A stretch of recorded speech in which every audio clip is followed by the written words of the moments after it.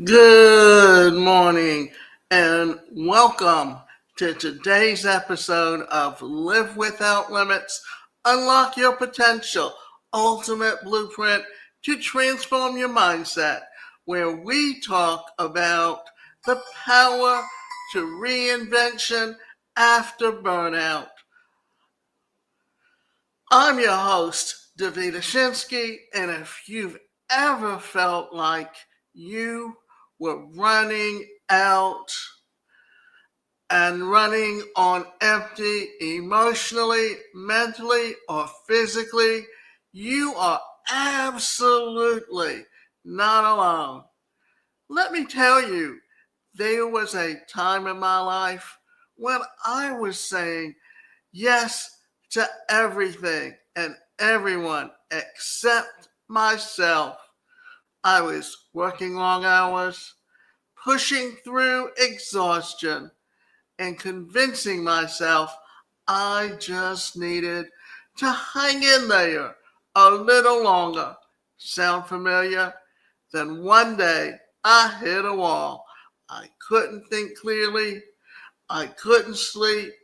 And even things I used to love started feeling like a chore. That was burnout. And if it wasn't just stress, it was a full body, full soul burnout. But here's the thing, burnout can be a turning point, a wake up call, and, and a chance to reinvent yourself into who you want to be and live the life you were meant to be. In this episode, we're going to dive into three phases. First, how to recognize the signs of burnout before it gets too far. Then, how to reset and recover with compassion. And finally, how to reinvent yourself, not just to survive, but truly thrive. So grab your coffee, take a deep breath, and let's begin the journey back to you. Healing, reinventing itself, understanding burnout. Let's take a moment to really understand what burnout is, because it's more than just being tired or needing a weekend off. Burnout is a state of emotional, physical, and mental exhaustion caused by prolonged stress. It's when you've been given and pushing yourself for so long that you start to feel like there's nothing left inside of you. You might feel constantly drained, easily overwhelmed, emotionally numb, or even physically sick. And no matter how much you rest, it just doesn't go away. So, what causes burnout? For many of us, it's not just one thing, it's a buildup.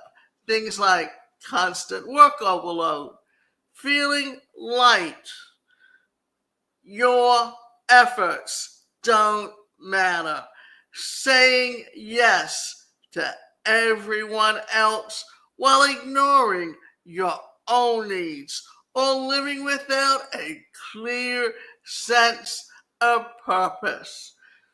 People pleasing can be a big contributor also. When your worth feels tired, or how much you do for others, burnout isn't far behind. And here's something important, burnout doesn't always announce itself with flashing red lights. Sometimes it sneaks in. Maybe you used to love your job, but now it just feels like a grind. Maybe your patience is shorter, your sleep is worse, or your motivation has vanished. Those are signs that you're not just tired, you're burned out. The danger is many people ignore those warning signs. We push ourselves through, tell ourselves it's just a phase, or worse, we feel guilty for needing a break. But the longer you wait, the harder it becomes to, to bounce back. That's why awareness is everything. The earlier you can recognize burnout, the sooner you can start to recover. And the sooner you can begin to rebuild a version of your life that actually supports you, not just drains you. Recovery and rest. If you're feeling burned out, your first step isn't to fix or force anything, it's to pause. So, first step one is what I call permission to pause. Give yourself the space to rest without guilt. You're not lazy. You're not failing. You're human. And right now, your body, mind, and soul need time to recover from chronic stress. Step two, detoxing from stressors. This is where you start saying no. No to things that drain you. No to people who expect too much. No to obligations that no longer serve you. And yes to boundaries. And you have family members or coworkers that may not respect those boundaries. So you have to be aware of what's going on around you at the same time. Burnout recovery begins when you stop pouring from an empty cup and start protecting yourself and your energy like it's sacred, because it is. Step three is about reconnecting with yourself. When burnout pulls us in every direction, we often lose touch with who we are. This is your moment to come back home to yourself. Try journaling to release thoughts that are swirling in your mind. Spend time alone, not in loneliness, but in stillness. Talk to a therapist or a coach who can guide you and get outside. Nature has a quiet way of helping us breathe again. Healing from burnout isn't just about rest, it's about emotional and physical self-care. That means nourishing your body with good food, sleep, and movement, and tending to your heart with compassion, reflection, and support. You don't need to have it all figured out.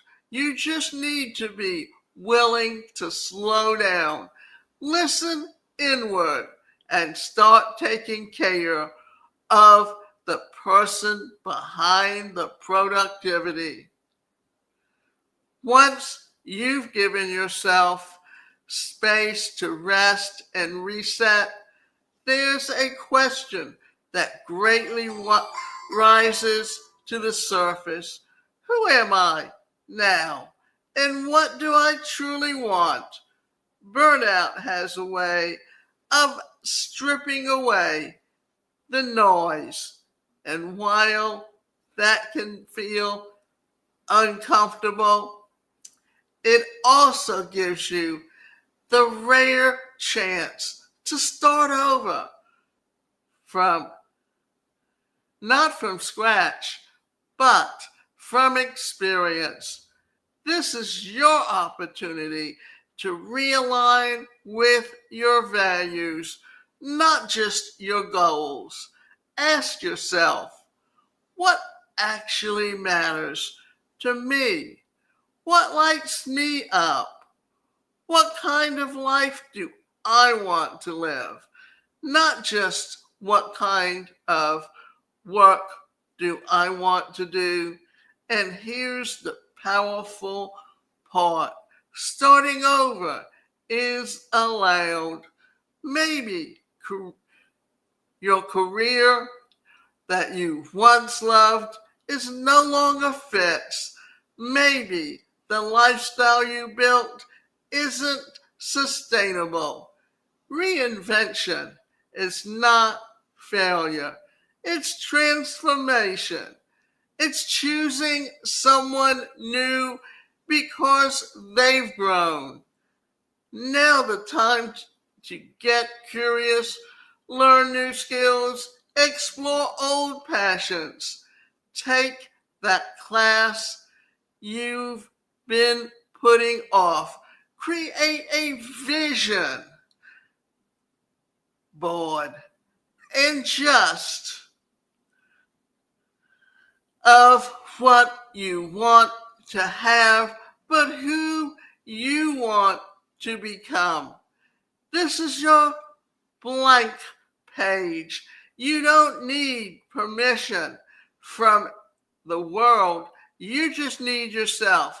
Reinvention after burnout isn't about escaping your own life. It's about rewriting it, and with intention, clarity, and purpose.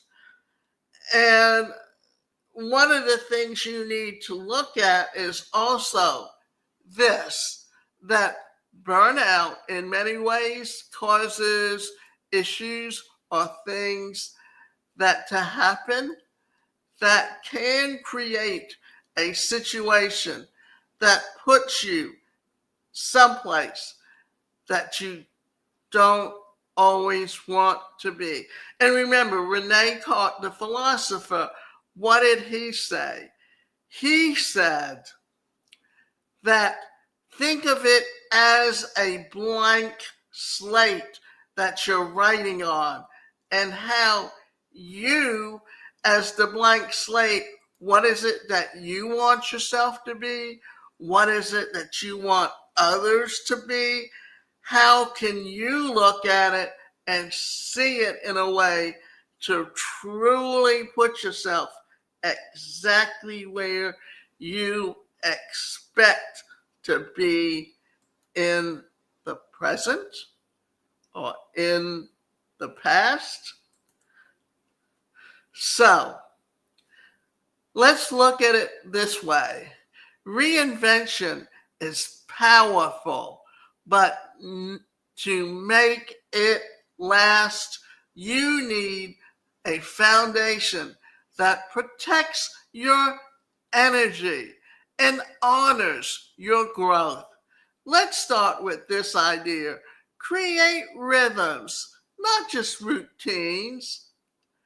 Anyone can cram their calendar with tasks, but true sustainability comes from balance, cycles of productivity and rest. Think of it like breathing. There's an inhale and there's an exhale. Your life needs both. Build a support system of people who don't just cheer you on, but respect your boundaries. The ones who understand that your no is sacred, that your time is valuable, and your healing is non negotiable. This one's big. Redefine success on your terms, not hustle, cultures, not societies, yours. Maybe success now means peace. Maybe it's creativity, purpose, connection, or freedom. It doesn't have to be a title, a paycheck, or a packed schedule. Lastly, make it a habit to check in with yourself as regularly. Am I still aligned? Does this feel right? Am I honoring what I said I wanted? Self awareness isn't a one time event, it's a lifelong practice that keeps you grounded. Burnout may have knocked you down, but reinvention is how you rise. And this time, you're not building a life that looks good on the outside.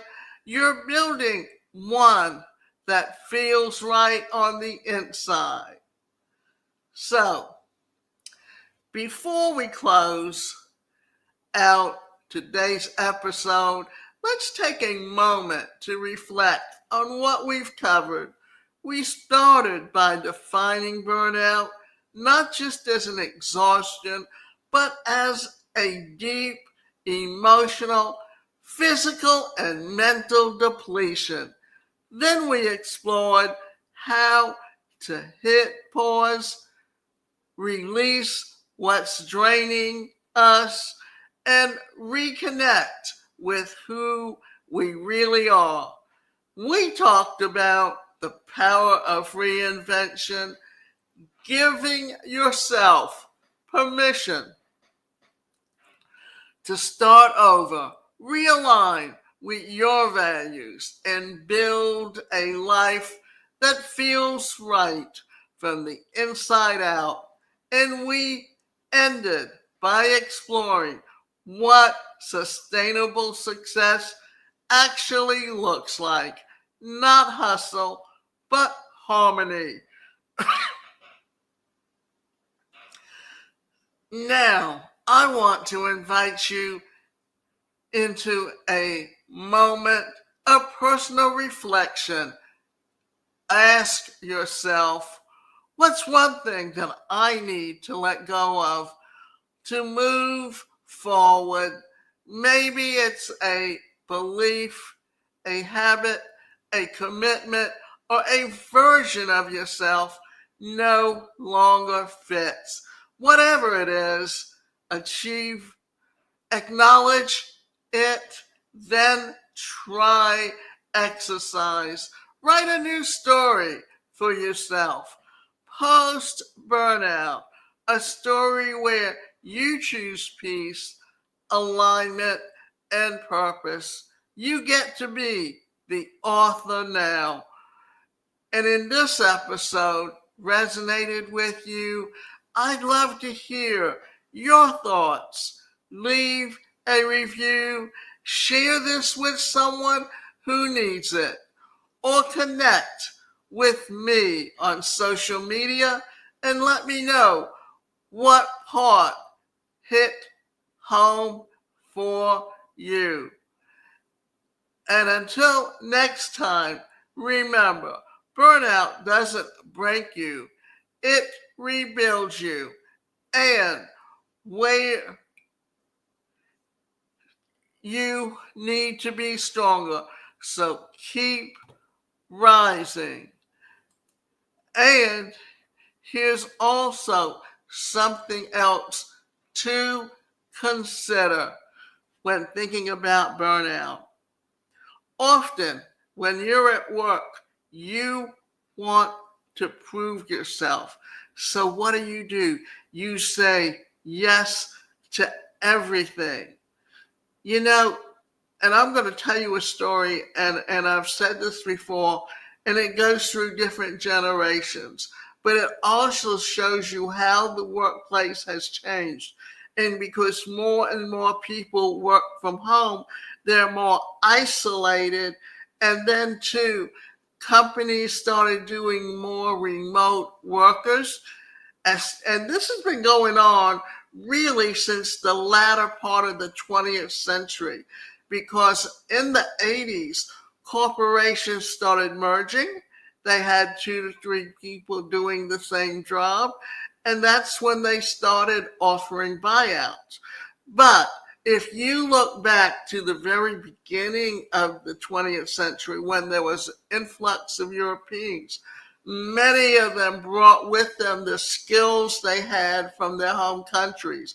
And whereas in their home countries, they went door to door selling their products, in America, what they did was they started setting up push carts on street corners and selling their wares. Then those from there, they moved into little storefronts. And after that, many of them grew into corporations. Now, the first generation that were born in the United States, what did they do? Many of them went to war to help the country for giving them what they received. And they also went to work for the corporation.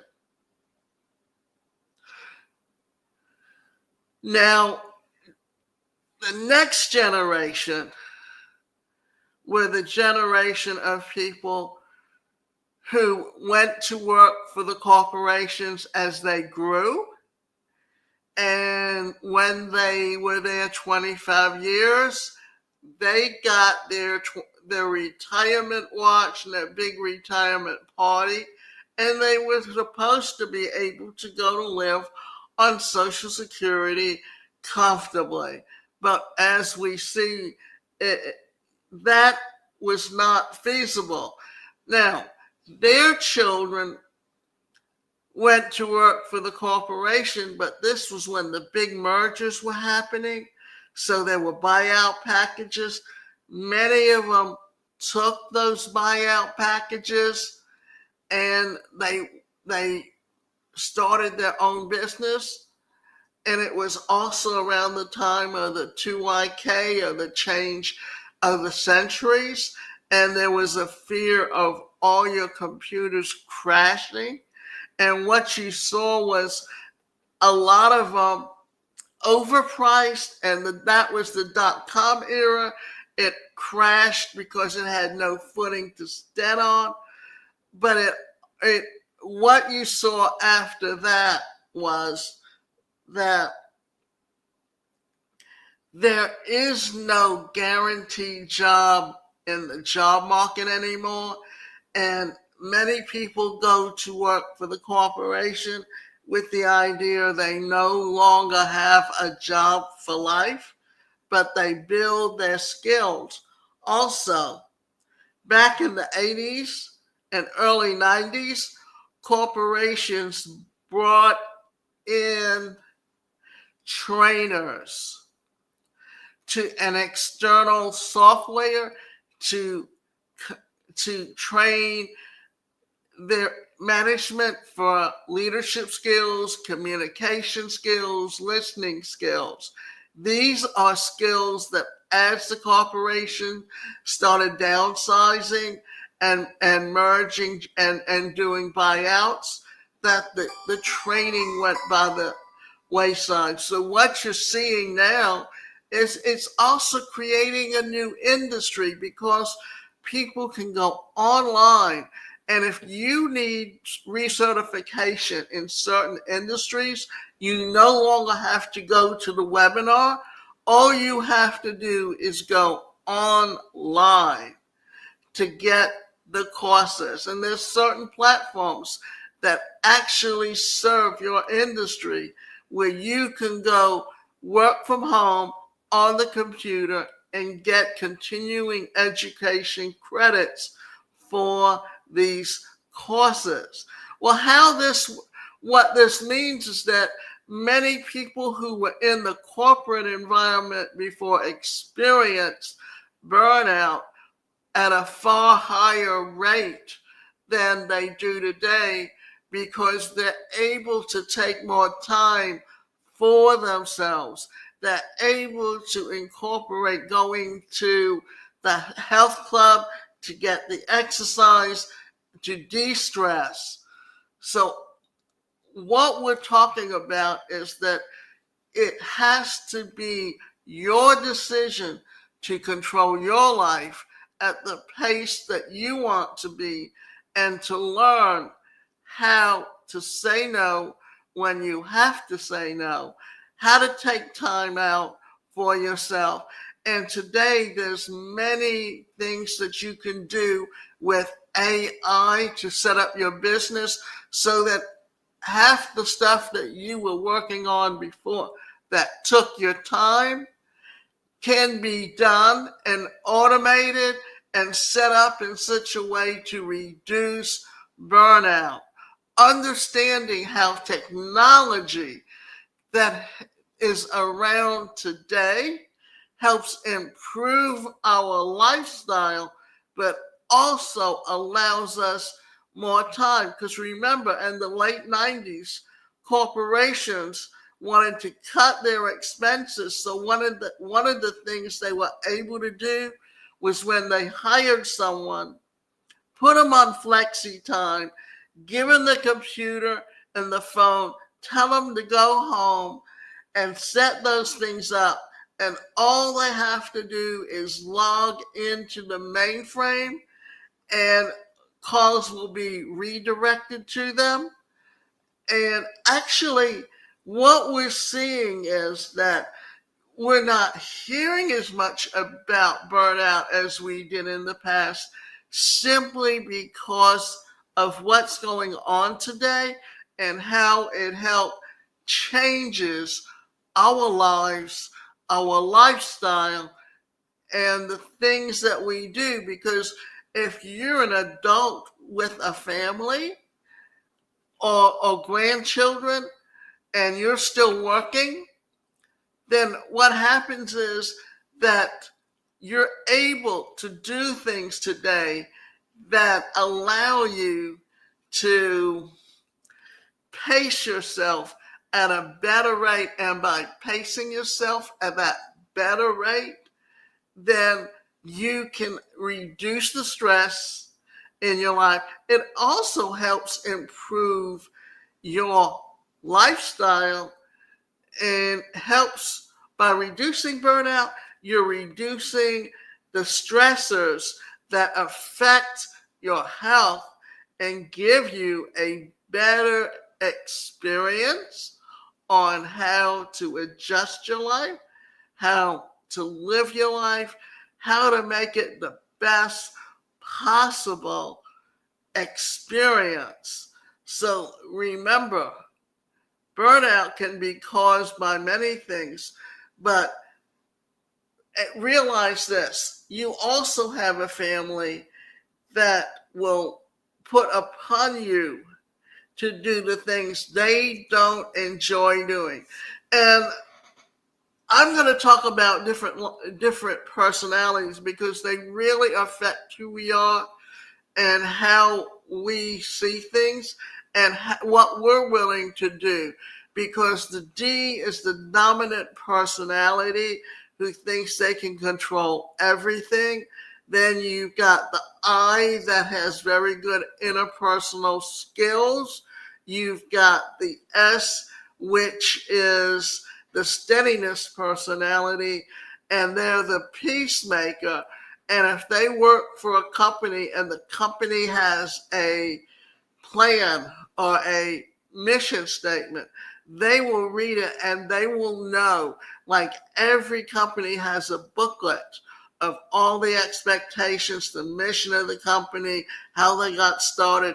That individual's going to learn everything about that company that comes in the book, and they're going to abide by it. Then you've got the conscientiousness behavior pattern, and that's someone who literally questions everything until they feel they know the answers.